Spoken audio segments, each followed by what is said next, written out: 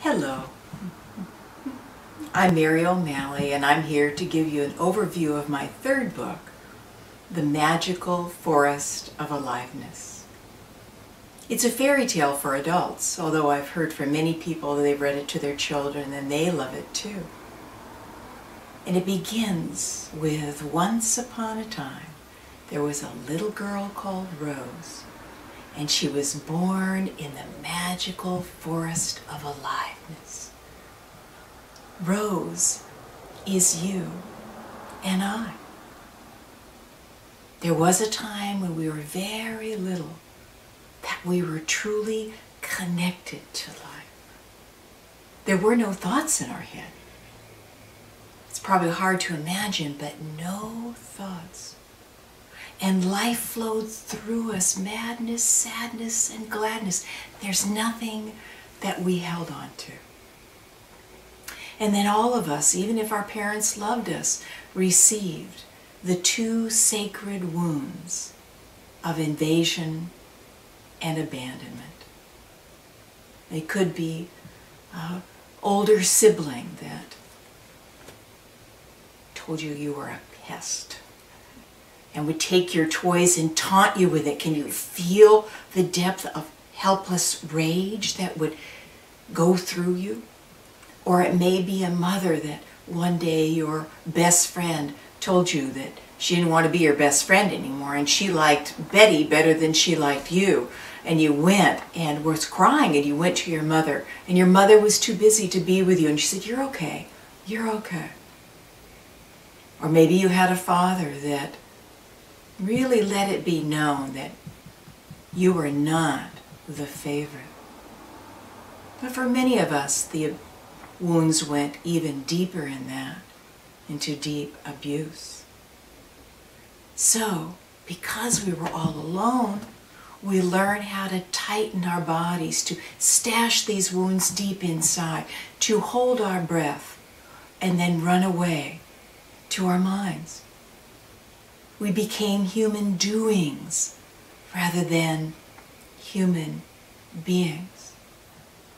So Rose left the magical forest, and she got caught in the village called mine with very high walls and locked gates.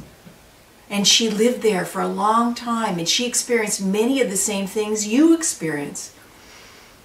Anxiety, not enoughness,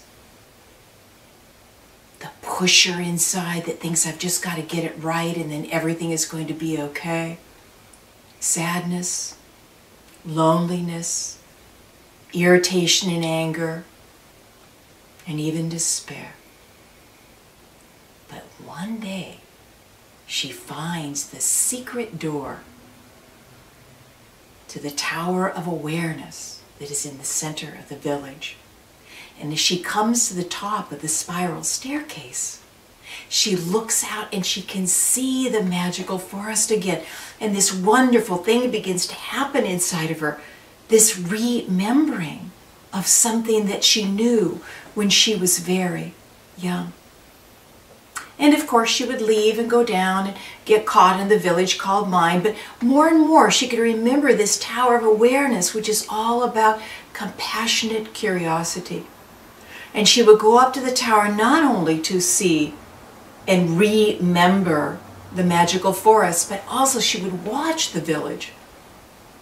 And she would see that it was made out of fear, and it was glued together with judgment, and everybody was either in the past or the future or just spacing out. And she also realized that everybody else was caught in the same place that she was. And then one day, she's walking down the road, and the gate is open for the first time since she was very young. And of course, she's scared. She hasn't been that open to life in a long time, but she eventually makes it out into the magical forest and makes it to this beautiful clearing where she remembers who she truly is.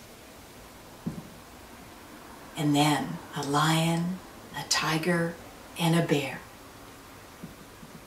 teach her everything that she needs to know to learn how to see and be with this struggling self that she took on before she was 6 years old. The way I describe it in my latest book, What's in the Way is the Way, is imagine a beautiful meadow. Everything flows in that meadow. There's no resistance to anything in that meadow. The fir tree doesn't wish it was a maple tree. The animals don't resist winter. They stay open to whatever life is bringing them. We all were born in that meadow, and we lived in it when we were very young. And then slowly and surely the clouds in the sky began to lower and lower until they whirled and swirled around our head. And the important thing about this little story is you never left the meadow. You just think you have. And trying to get back to the meadow is just more struggle. And so slowly and surely you learn the compassionate curiosity that Rose saw in the Tower of Awareness.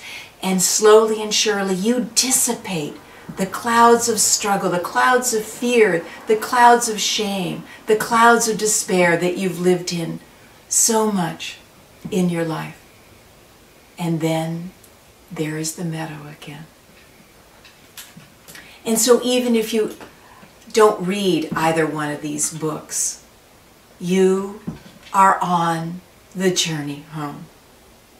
And no matter what is happening in your life, it is for you.